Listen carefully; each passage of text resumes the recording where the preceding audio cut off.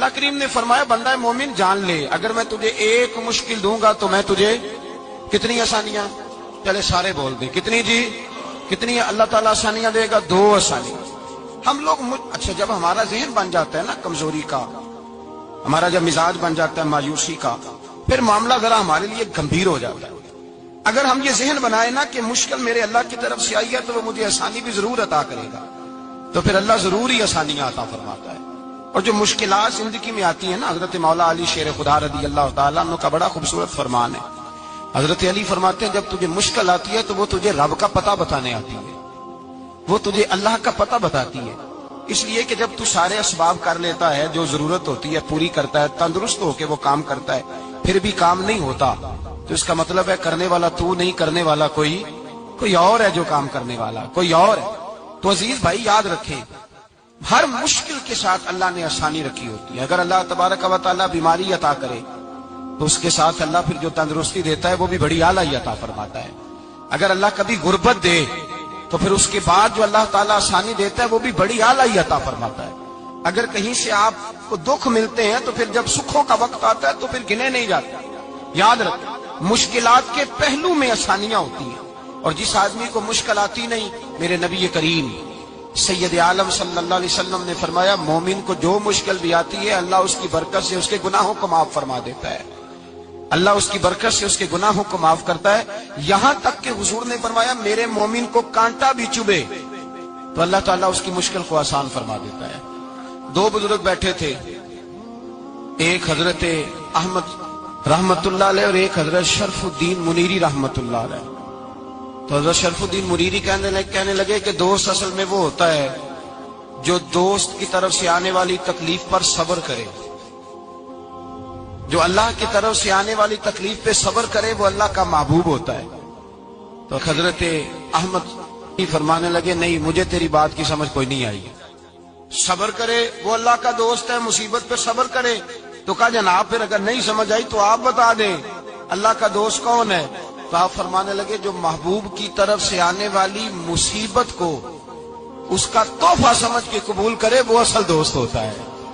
اس کا تحفہ سمجھ کے قبول کرے، اپنے رب کا تحفہ سمجھے، مالک کا تحفہ سمجھے کہ اس نے مجھے تحفہ دیا ہے، مجھے کسی مشکل میں ڈالا ہے۔ تو رب کریم بلا مثال و بلا تشبیہ سمجھانے کے لیے اللہ جب کسی کو مشکل میں ڈالتا ہے، کافروں کو تو اس نے موجیں کرائی ہوئی ہے، بڑی بڑی سہولتیں دی ہوئی ہیں، مشکل میں ڈب بھی ڈالتا ہے، اپنے نیک بندوں کو ہی ڈالتا ہے۔ نمرود اور فرعون کے پیروں میں کانٹا بھی نہیں چبھتا، ان کو تکلیف نہیں آتی۔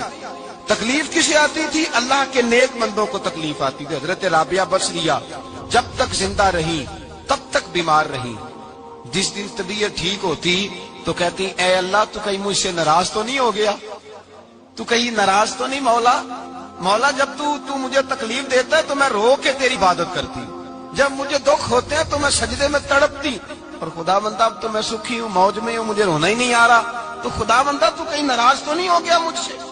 دکھ تو اچھے ہوتے ہیں، دکھ تو پیارے ہوتے ہیں، اور دکھوں کے بعد جو اللہ آسانی دیتا ہے اس آسانی کا پھر کیا ہی کہنا۔ اس حضرت ایوب علی نبینا علیہ الصلوۃ والسلام بیمار رہے، 60 سال اللہ نے تندرستی دی۔ کتنے سال بولے؟ 60 سال، غور کرنا بات پر، 60 سال علیل رہے، پھر بیمار ہو گئے، 18 سال ہو گئے بیمار ہوئے۔ زوجہ کہنے لگی دعا کر لیں آپ کو اللہ صحت دے دے۔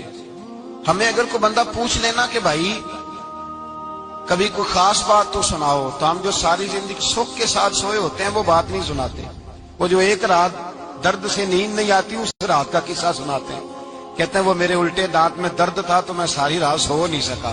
او بھائی جو ساری زندگی سویا ہے اس کا تو ذکر نہیں کر رہا، اور ایک رات جو تجھے نیند نہیں آ رہی۔ کسی سے پوچھا جائے، ڈاکٹر کہتے ہیں 360 ہڈیاں ہوتی ہیں وجود میں، کسی سے پوچھا جائے نا تیرا کیا حال ہے تو 359 ہڈیوں کا ذکر نہیں کرتا، جس گھٹنے میں درد ہے اس کا ذکر کرتا ہے، کہتا ہے یہ گھٹنے میں بڑی درد ہے۔ او بھائی باقی 359 ٹھیک ہے نا، ان کی بھی تو کوئی بات سنانا۔ حضرت رابعہ بصریہ رحمت اللہ علیہ کے پڑوس میں ایک نوجوان رہتا تھا، آپ کے پڑوس میں، تو وہ جب جو محلے میں بچے رہتے ہیں نا گاؤں میں ان کا پتہ ہوتا ہے، پڑوسی تھا تو 34-35 سال نوجوان کی عمر ہو گئی، کبھی بیمار نہیں ہوا۔ ایک دن اس کی طبیعت علیل ہوئی، سر میں درد ہوا تو اس نے پٹی باندھ لی سرخ رنگ کی، باہر نکل کے آیا، حضرت رابعہ بصری علیہ رحمہ نے دیکھا تو فرمانے لگے بیٹے خیر ہے؟ لگا جی اماں جی سر میں بڑی درد ہے۔ آپ فرمانے لگے کتنی عمر ہو گئی؟ کہنے لگا 34-35 سال۔ فرمانے لگے پہلے تو کبھی درد نہیں نہ ہوئی؟ کہنی اماں جی آج ہی ہوئی ہے۔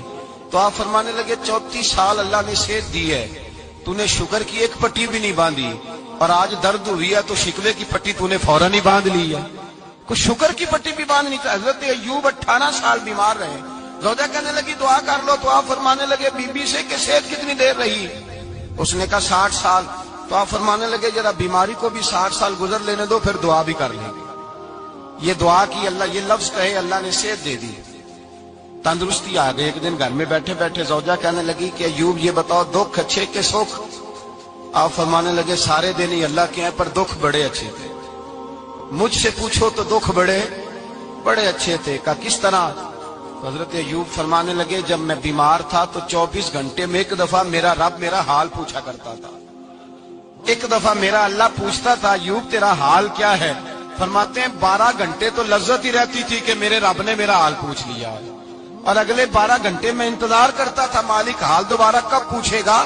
فرمانے لگے اب صحت تو ہو گئی ہے، پر اب میرا رب میرا حال تو نہیں نہ پوچھتا۔ بھائی مشکلات جو ہوتی ہیں وہ تو تجھے سجا دیتی ہیں، سوار دیتی ہیں، تجھے یاد آتا ہے کوئی اپنا۔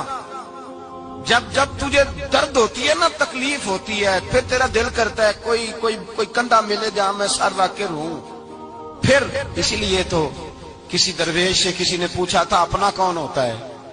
تو کہا جو تجھے دکھ کے وقت یاد آئے وہ تیرا اپنا ہے، جو تجھے عین آزمائش کے وقت یاد آئے اور تجھے اس کا نمبر فوراً تیرے موبائل پہ چلنے لگے وہ تیرا اپنا سجن ہے، جس کو تو دکھ کے وقت یاد کرے۔ تو بھائی مشکلات کے بعد جو اللہ آسانی دیتا ہے، حضرت ابراہیم کو آگ میں بھی پھینکا گیا، حضرت ابراہیم علیہ السلام کو ستایا بھی گیا، نکالا بھی گیا، لیکن جب ان مشکلات سے گزرے تو میرا رب فرماتا ہے وَإِذِ ابْتَلَىٰ إِبْرَاهِيمَ رَبُّهُ بِكَلِمَاتٍ فَأَتَمَّهُنَّ قَالَ إِنِّي جَاعِلُكَ لِلنَّاسِ إِمَامًا۔ کہا جب ابراہیم پورے اترے تو پھر ہم نے انہیں امام بنا دیا۔ یا اللہ کس طرح کی امامت دی؟ فرمایا میں نے اتنی اعلیٰ شان عطا کی ہے کہ اپنے لاڈلے رسول کو جناب ابراہیم کی نسل میں پیدا فرما دیا ہے، میں نے مصطفیٰ کو ان کی نسل میں پیدا کر دیا، قیامت تک کے لیے ان کا وقار بڑھا دیا۔ اللہم صلی علی محمد وعلی آل محمد کما صلیت علی ابراہیم وعلی آل ابراہیم، ان کی عظمت بڑھا دی، اس لیے کہ جب وہ آزمائش سے گزر کر کے آئے پھر جو آسانی دی۔ میرے نبی پاک صلی اللہ علیہ وسلم نے دین ابراہیمی کی بہت ساری چیزوں کو رکھا، کہا میں ملت ابراہیمی پہ ہوں۔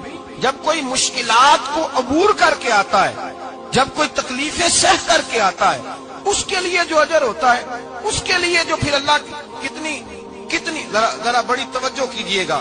لوگ سمجھتے ہیں فلاں آدمی مشکل میں ہے تو شاید مشکل میں ہی رہے گا، فلاں آزمائش میں ہے تو شاید میرا اللہ فرماتا ہے ایک مشکل دے کے میں 2 آسانیاں بھی دوں گا۔ تم مشکل دیکھ رہے ہو، مشکل نہ دیکھو، وہ جو اس کو بعد میں آسانی آنے والی ہے، اور ڈبل جو میں اس پر نعمت کرنے والا ہوں اس کو دیکھو۔ حضرت یوسف کو بھائیوں نے کنویں میں ڈال دیا تھا، اور جب کنویں سے نکلے تو مصر کے بازاروں میں بکے، اور پھر